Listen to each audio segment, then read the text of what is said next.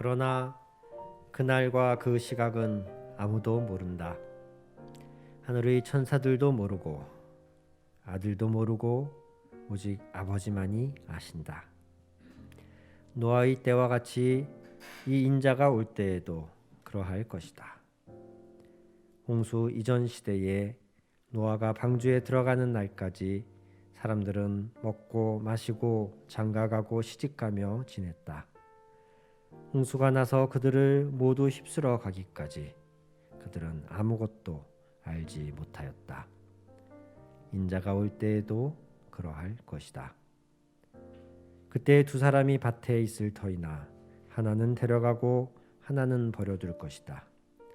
두 여자가 맷돌에 갈고 있을 터이나 하나는 데려가고 하나는 버려둘 것이다.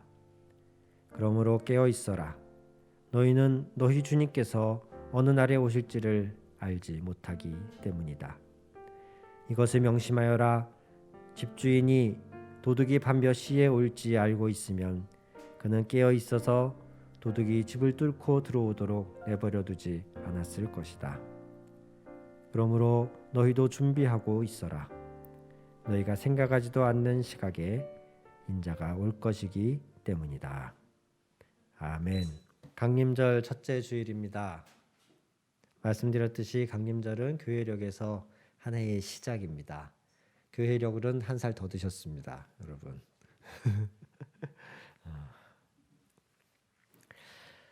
교회력은 1년을 예수님의 탄생에서부터 공생애, 또 십자가의 죽으심과 부활, 성령께서 오심, 이것을 1년 주기로 계속 반복하는 그런 구조로 되어 있습니다.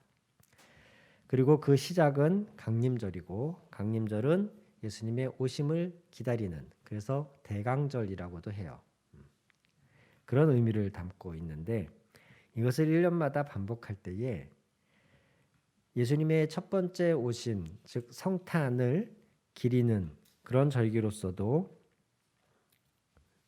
이 절기를 지키는 것이지만, 동시에 이 강림절은 성령 강림절 이후에 오는 첫 절기란 말이죠.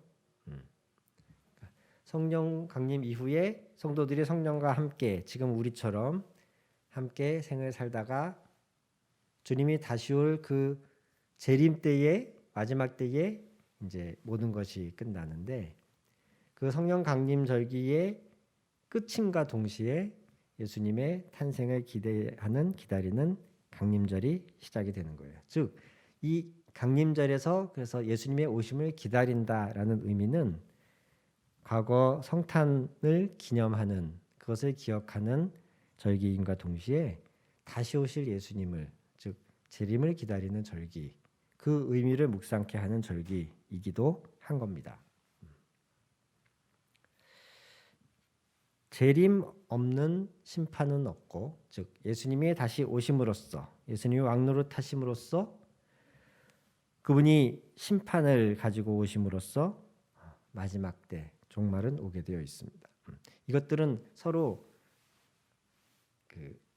분리할 수 없는, 마지막 때에 예수님이 오시는 것과 심판은 다 하나의 세트인 것을 기억하셔야 됩니다. 그냥 마지막 때가 오면 예수님 믿던 사람들은 그냥 하늘나라로 휙 가면 끝이 아니고, 우리는 예수님의 다시 오심을 기다리는 사람들이고, 그 예수님의 다시 오시면은 반드시 심판과 종말이 함께 한다는 것이에요. 그것을 제자들에게 예수님이 가르치시면서 오는 본문 말씀 안에, 그런데 분명히 그날이 오긴 오는데 언제, 어디에서, 어떤 방식으로 올지는 아무도 모른다, 그렇게 말씀하고 계세요. 그러면서 그 비유를 드시면서 노아의 때에, 홍수가 일어날 때에 사람들이 그러하였다. 그들은 홍수가 나기 직전까지도 무슨 일이 일어날지 모른 채 그저 먹고 마시고 장가가고 시집가며 일상을 보내고 있었다. 그런 가운데 그들이 전혀 준비되지 않은 가운데에 그들이 생각지도 못했던 홍수가 일어났고, 그들은 종말을 맞았다. 주님의 다시 오심도, 재림도 마찬가지이다. 그러면서 40절과 41절에서 어떤 사람은 밭에서 일하다가 또 어떤 여자들은 맷돌을 갈다가 집안일을 하다가 그날에 맞닥뜨리게 될 것이다. 예수님이 이렇게 말씀하세요. 우리 그리스도인들이 하루하루를 살아가는 마인드가 여기에서 근거해야 합니다. 그래서 어떤 분이 그런 얘기를 하는 걸 들었는데, 계획을 세울 때는 100년을 살 것처럼 세우지만 오늘 하루를 살아갈 때는 오늘이 내 인생의 마지막 날인 것처럼 살아라 라는 얘기를 들은 적이 있어요. 계획은 100년을 내다보고 세우지만 오늘을 살 때에는 나의 마지막 날인 것처럼 살아라. 예수님이 우리가 예배 드리고 계실지, 이때 오실지, 내일 오실지, 아니면 2022년 땡 하는 날 오실지 우리는 모르거든요. 모르면 신경 안 써도 되느냐? 근데 주님은 그렇게 말씀하시지 않는단 말이에요. 모르기 때문에 너희는 항상 준비되어 있어야 한다라고 말씀하시는 거예요. 그것을 다른 말로 그러므로 깨어 있어라 이렇게 말씀하십니다. 우리 그리스도인들은 항상 깨어 있어야 합니다. 보통 이러면 이제 아멘을 하거든요.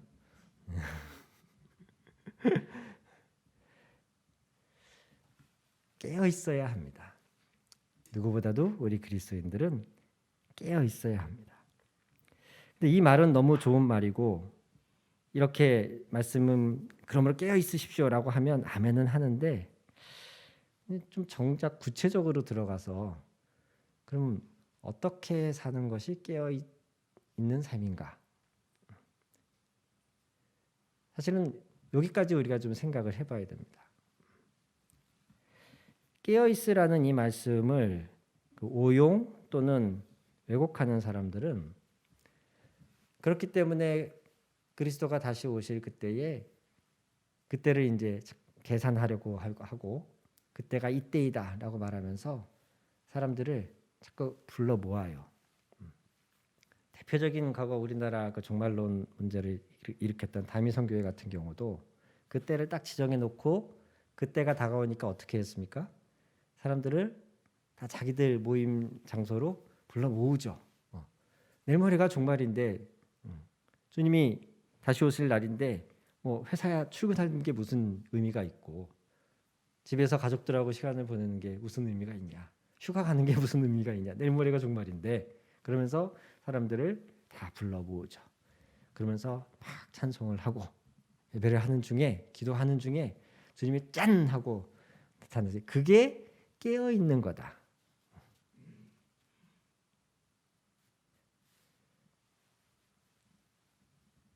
교인들이, 잘 믿는 교인들이 종말의 때에 깨어 있다는 의미는 항상 예배하고 있고 기도하고 있고 모여서 찬송하고 있고 그게 깨어 있는 것이고, 그렇게 잘 준비되어 있는 가운데에 주님이 오시는 걸 맞이해야 된다 라는 식으로 가르쳐요. 신천지도 비슷해요. 그래서 그들은 할 수만 있으면 사람들을 자기들의 그 가르침으로 포섭해서 자꾸 불러들여요. 직장도 그만두게 하고. 그러면서 자기들이 시키는 일을 하도록 그들한테는 이제 사명인 거죠. 교회에, 기존의 교회들을 신천지로 끌어들이기 위한 추수꾼으로 파송하기도 하고 어떤 집들이나 모임에. 그런데 과연 정말 그것이 마지막 때에 깨어 있는 것일까요? 그런 의미로 예수님이 깨어 있으라고 하셨을까요? 만약에 그랬다면 오늘 예수님이 직접 예로 드신 40절이나 41절 같은 경우는 일어나서는 안 되는 거죠. 예수님이 깨어 있어라 라고 말씀하시면서 그 의미를 항상 교인들은 모여 있어야 되고 늘 매일같이 기도하고 찬송하는 가운데 있어야 된다. 왜? 언제 주님이 오실지 모르니까. 이런 의미로 말씀하신 거라면 40절이나 41절은 해당 사항이 없는 거예요. 왜? 어떤 사람은 밭을 갈다가 또 어떤 사람은 집안일을 하다가 맷돌 갈다가 주님이 오시는 거를 맞이했다고 하잖아요. 그런데 밭을 갈던 사람들은 다 버려둘 것이요. 예수님이 그렇게 말씀하시지 않아요. 맷돌 가던 여자들은 다 버려둘 것이다. 이렇게 말씀하시지 않아요. 맷돌 가는 여자들 중에서도 밭을 가는 사람들 중에서도 하나는 데려가고 하나는 버려질 것이다. 즉 밭을 갈고 있느냐, 즉 일을 하고 있느냐, 노동을 하고 있느냐, 집안일을 하고 있느냐, 잠을 자고 있느냐, 이것이 예수님이 오실 그때에 깨어 있느냐 아니냐를 판가름하는 기준이 아니라는 겁니다. 오히려 예수님은 요 바로 뒤에 이어지는 44절, 45절부터의 말씀에서 이런 말씀을 하세요. 제가 한번 읽어보겠습니다. 누가 신실하고 슬기로운 종이겠느냐? 주인이 그에게 자기 집 하인들을 통솔하게 하고 제때에 양식을 내주라고 맡겼으면 그는 어떻게 해야 하겠느냐? 주인이 돌아와서 볼 때에 그렇게 하고 있는 그 종은 복이 있다. 이게 무슨 말입니까? 여기서 주인은 우리 주님, 예수님을 의미하죠. 주인이 종에게 일을 맡기고 떠났어요. 그 일이라는 게 뭡니까? 그 집안 하인들을 잘 통솔하고 제때에 먹을 걸 주고 제때에 제대로 일이 진행될 수 있도록 컨트롤하라는 거예요. 주인이 멀리 떠났다 여행 갔다가 다시 돌아왔을 때 그 주인이 돌아왔을 때 종이 어떤 모습으로 있어야 그 주인이 기뻐하는 모습일까? 주인님 오실 때 플랜카드 이렇게 쫙 걸고 밖에다가 달아놓고 우리 주인님 3년 만에 금이 환영하심 막 그리고 하인들 동원해가지고 막 축가를 연습해가지고 주인 딱 들어오실 때에 짠 하고 이렇게 빵빠레 울리는 거, 이걸 주인이 기대할 것이냐? 아니라는 거예요. 주인이 맡겨둔 그 일을 열심히 하고 있는 모습이 주인이 기대하는 최고의 모습이라는 겁니다.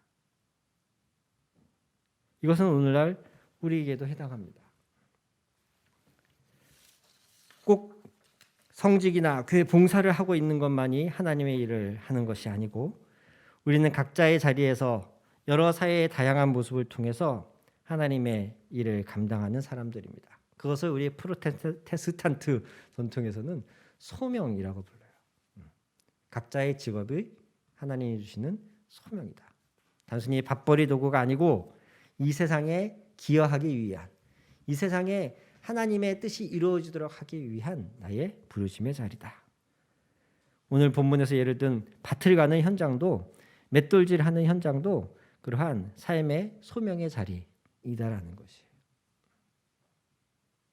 즉 깨어 있느냐 아니냐의 판가름의 기준은 어떤 일을 하고 있느냐가 아니고 그 일을 어떤 자세로 하고 있느냐 하는 겁니다. 같은 의사라는 직업을 가지고 있지만 누구는 그것을 돈벌이의 수단으로만 생각하죠. 그래서 어떻게 하면 비급여 진료를 막 이렇게 부추겨 가지고 해서 어떻게 하면 자기한테 더 많이 떨어지게 할까? 어떻게 하면 입원을 장기로 시켜가지고 이 환자한테서 긁어낼 수 있는 대로 다 긁어낼까? 어떻게 하면은 보험 실손 보험에서 더 타내기 위해서 이런 걸 이렇게 좀 조작을 할까? 같은 의사라는 직업을 가지고 있어도 누군가는 그걸 그렇게 돈벌이의 수단으로 생각합니다. 그러나 그 의사라는 직업을 사람들을 섬기고 생명을 살리는 숭고한 사명으로 알고 땀 흘려 일하는 보이지 않는 빛과 소금의 역할을 하는 분들 또한 부지기수입니다. 그 사명이 막 더 북받쳐서 그 사명이 더 절절해지면 국경 없는 의사회 이런 데로 나가는 거죠. 그런 분들은. 같은 의사인데도 이렇게 다른 거예요. 똑같이 환자를 치료하고 있었지만 저는 그렇게 믿습니다. 주님 오실 때에 어떤 의사는 버림받고 어떤 의사는 들림 받을 것이다. 즉 예수님이 다시 오실 그날을 우리가 기다린다면 그런 우리에게 드러나야 될 가장 특별한 삶의 모습은 각자의 맡겨진 자리를 사명으로 알고 주님이 우리에게 누누이 반복해서 말씀하셨던 주님의 그 세 계명의 정신, 하나님을 사랑하고 이웃을 사랑하는 정신으로 각자의 자리에서 성실하게 섬기고 있는 것, 그것이 깨어 있는 것입니다. 주님이 우리에게 원하시는 모습은 그런 하나님을 섬기는 백성의 특징들이 이 세상에 나타나기를 원하시는 거예요. 여러분, 예배도 기도도 성경 공부도 심지어 성령의 역사도 우리가 그렇게 살 수 있도록 하는 에너지 원인입니다.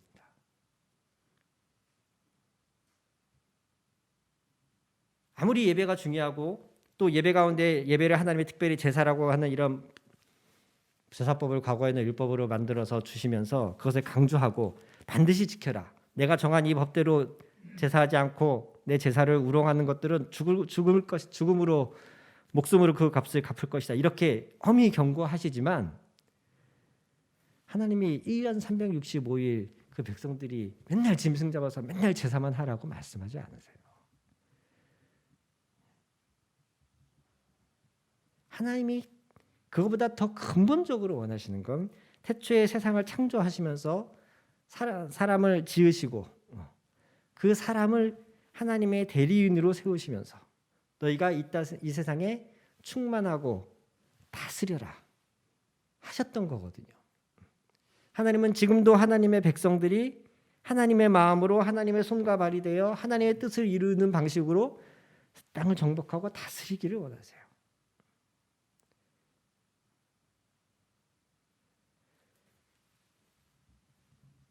이러한 궁극적인 삶을 우리가 살 수 있도록 하나님은 우리에게 지금도 성령을 통하여서 역사하여 주시는 것이고 말씀을 깨달음으로써 우리가 하나님의 뜻을 분별할 수 있게 해주시는 것이고 그렇게 혼자서 그렇게 살아갈 수 없음을 아시기에 모이라 모여라 너희가 형제를 자매를 서로 사랑하고 하나 되라 이렇게 누누이 말씀하시는 거예요. 애초에 우리를 그냥 그 구원이라는 것이 이 땅에서 이 악하고 힘든 고난과 고통이 충만한 세상에서 쏙 빼가지고 하늘나라라고 하는 좋은 곳에 우리를 싹 옮겨놓는 것 구원의 개념이 이렇게 단순한 거라면 하나님은 그냥 우리를 예수님을 영접하는 순간 다 데려가시면 돼요.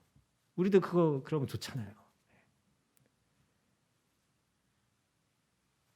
그런데 하나님이 원하시는 큰 건 그게 아니고 우리를 지으신 목적 또한 그게 아니에요. 그냥 하나님만 바라보고 응애 밥 주세요. 기저귀 갈아주세요. 이런 영유아들만 수억 수십억 모아놓고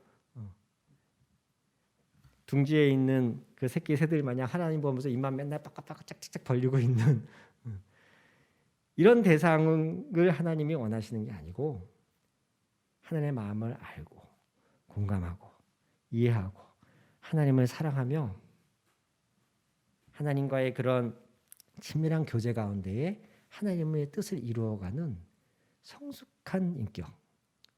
그것을 성경에서는 그리스도의 장성한 분량 이렇게 말씀하고 있는 겁니다. 하나님은 우리에게 그것을 기대하시는 거예요. 그렇게 살려고 하는데 혼자 힘으로 안 되고 또 워낙에 이 세상에서 받은 교육과 환경의 영향이 지대한지라 그렇게 못 살아지고 실패하기 때문에 우리는 계속해서 성경도 배워야 되고 하나님의 뜻이 무엇인지 다시 복습해야 되고 또 머리로 알아도 그렇게 할 힘이 없으니까 우리에게 성령으로 감동해 주시고 함께 할 수 있는 동역자를 붙여주시고 하는 겁니다. 이 땅에서 우리가 그렇게 살아야 될 목적과 이유가 없다면 이 나머지 것들이 다 의미가 없는 거예요.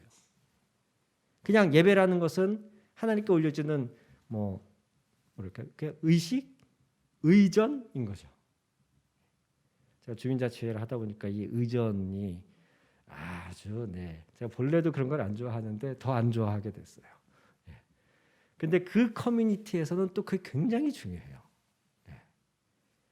뭐 어떤 장 되시는 분이 축사를 하러 딱 올라갔는데 빔 프로젝터 불빛만 눈에 쏘여도 가끔 그런 데 있거든요. 어떤 큰 홀 같은데 빔 프로젝트 화면이 크다 보니까 무대에 사람이 딱 서면 그러니까 빔 프로젝터가 그 사람 눈에 비치는 그런 곳이 있어요. 근데 그럼 큰일 납니다. 그분 올라와서 마이크 딱 들기 전에 고개를 들기 전에 빔 프로젝터가 딱 꺼져야 돼요. 굉장히 사소한 거지만 그 커뮤니티에서는 굉장히 중요해요. 그것 때문에 나중에 엄청 깨질 수도 있어요. 예배가 기도가 하나님의 백성으로 하여금 이 땅에 그러니까 그 예배를 통해 기도를 통해 하나님과의 함께하는 그 충만함으로 그 힘과 능력으로 채워져서 이 땅에 우리를 내보내는 이러한 역할의 의미가 없다면 예배도 그냥 하나의 의전인 거예요.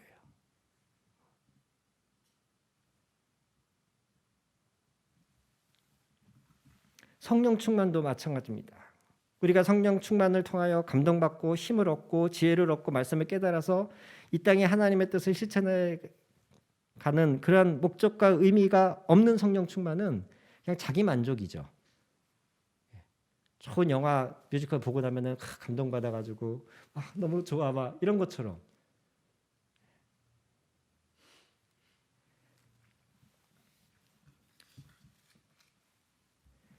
하나님이 또 성경에 구체적으로 오늘처럼 이렇게 말씀하시지 않았다면 그냥 그런 의미로서 자기 만족이라든가 어떤 의전으로서의 종교 형태, 그러니까 의미로서 그냥 기독교도 하나의 종교다. 이런 걸 잘하면 뭔가 자기 만족이 오고 자기에게 평안이 오고 그걸 통해 의미 부여하고 그 정도로도 하나의 종교로서는 충분히 가치가 있을 수 있겠지만 하나님이 원하시는 건 그것이 아니고 예수님도 오늘 분명히 우리에게 말씀하시기를 우리는 하루하루를 살 때에 오늘이 마지막인 것처럼 살면서 깨어 있어야 한다라고 말씀하십니다. 그리고 그 깨어 있음은 하나님을 사랑하고 이웃을 사랑하는 그 마음과 태도, 그러한 삶의 지향점이라고 예수님은 말씀하십니다. 이것이 없이는 아무리 이 땅에서 대단한 일을 이뤘어도 심지어 주님의 이름을 걸고 무언가 유명한 사람이 되었다 할지라도 예수님은 나중에 내가 너를 알지 못한다 라고 하실 수 있다는 거예요. 사랑하는 형제자매 여러분, 이미 교회력으로는 새해가 시작이 되었습니다. 한 해를 잘 마무리하시면서 우리가 이 돌아오는 2022년 새해를 더 깨어있는 그리스도인이 되기 위해 더 삶의 현장에서 언제 주님이 오셔도 부끄럽지 않을 만큼 내가 이 주어진 삶을 하나님을 사랑하고 이웃을 사랑하는 자세로 할 수 있도록 우리 더 다짐하고 또 혼자의 다짐으로 어려우니까 더 서로 격려하고 또 서로의 격려로도 인간의 힘으로는 안 되니까 더 성령의 도우심을 받는 저와 여러분 되기를 주님의 이름으로 축원합니다. 아멘. 기도하겠습니다.